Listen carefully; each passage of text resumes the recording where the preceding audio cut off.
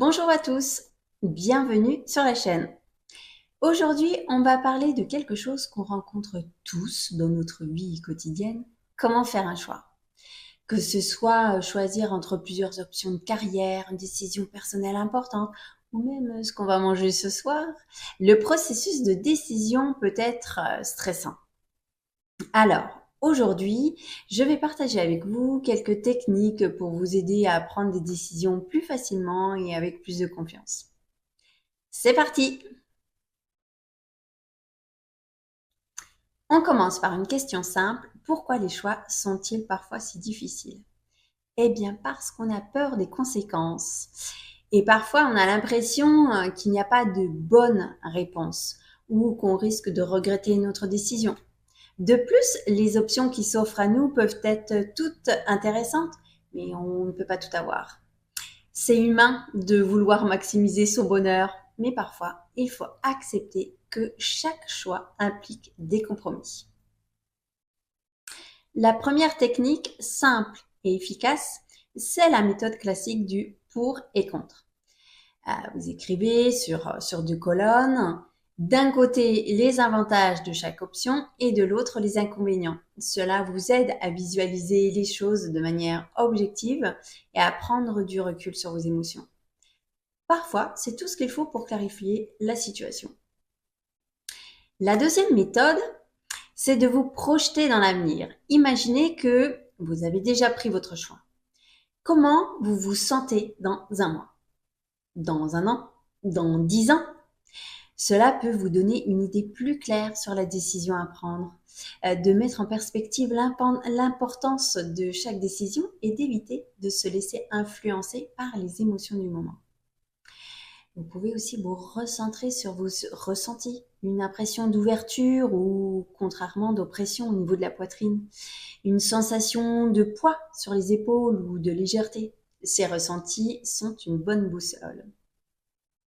Si vous voyez que vous seriez heureux avec l'une des options à long terme, c'est sûrement la bonne. Parfois, il n'y a pas de meilleure solution que de suivre son intuition. Nos instincts sont souvent plus précis que l'on ne croit. Si une option vous parle plus qu'une autre, même sans explication logique, n'ayez pas peur de vous y fier. Cela peut être un excellent guide, surtout lorsque vous êtes vraiment dans le flou. Maintenant, une autre technique, un peu plus profonde, mais qui peut vraiment vous aider à prendre du recul. Imaginez-vous à la veille de votre mort. Vous avez vécu toute votre vie et vous regardez en arrière. Quelle décision auriez-vous aimé prendre? Que regretteriez-vous de ne pas avoir fait? Cette réflexion peut parfois éclairer la situation d'une manière très différente.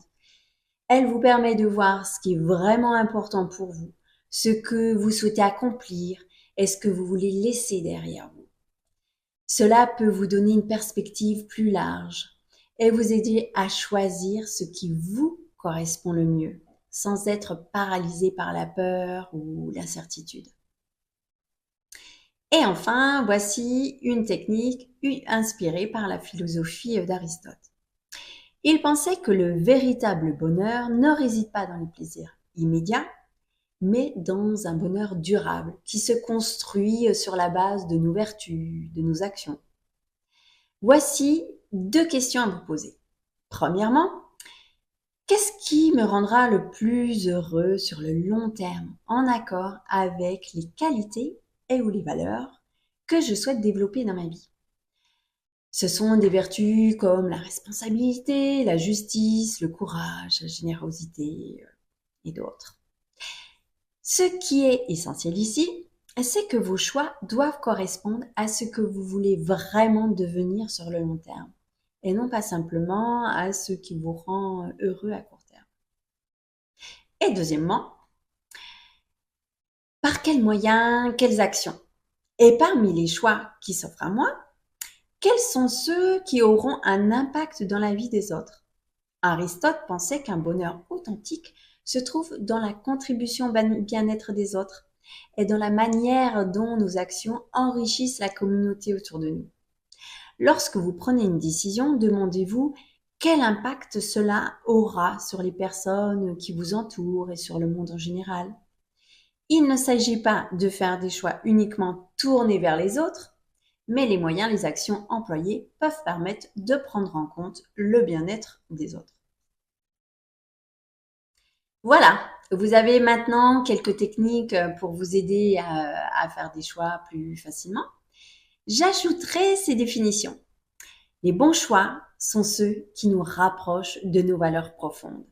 Et les meilleurs choix sont ceux qui, en plus de nous épanouir, ont un impact positif, durable sur nous-mêmes et sur les autres. Rappelez-vous que souvent aucune décision n'est parfaite et qu'il est important de faire des erreurs pour apprendre et grandir.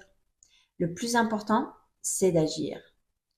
Et puis sachez que chaque choix est une opportunité d'évoluer. Alors ne laissez pas la peur vous paralyser.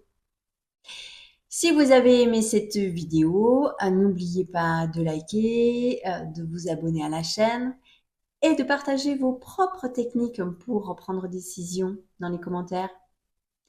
Merci d'avoir regardé. À bientôt dans une prochaine vidéo. Prenez soin de vous et faites des choix.